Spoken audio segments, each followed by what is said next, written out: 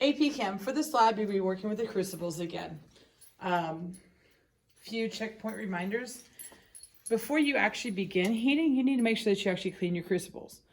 These do not go in water. So instead, we're actually going to heat them upside down into the Bunsen burner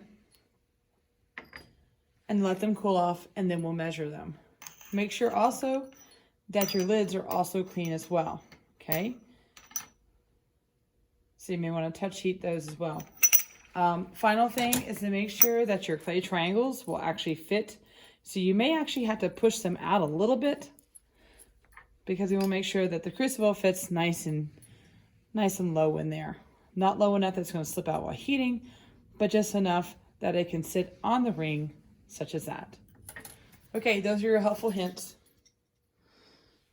AP Chem, before you begin the heating of your crucibles, please remember you need to make sure that you do keep them clean.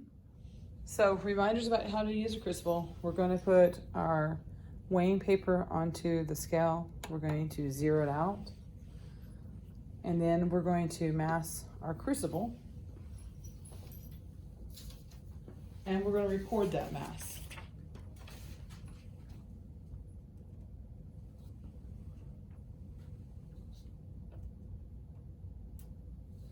Do take time to do the same thing with your lid as well.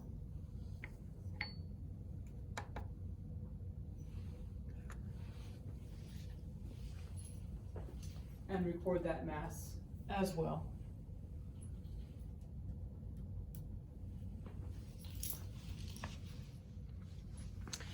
Okay, so now you're going to acquire a sample size of this so that you can heat in the crucible.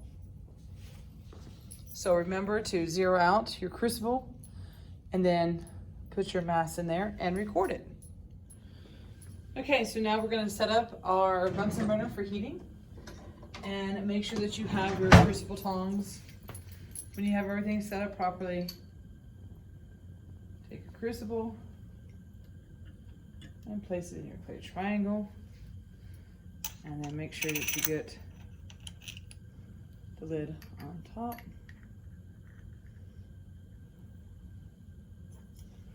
The instructions say to make sure that it's slightly off for heating purposes, and now you're heating and waiting to see what happens. Okay, AP Chem, a few things on this.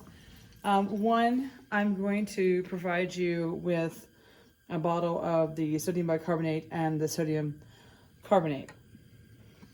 I would suggest to have somebody on your team set up a crucible and run a trial run with just the pure substances and see what you get as far as numbers go for the masses before and after.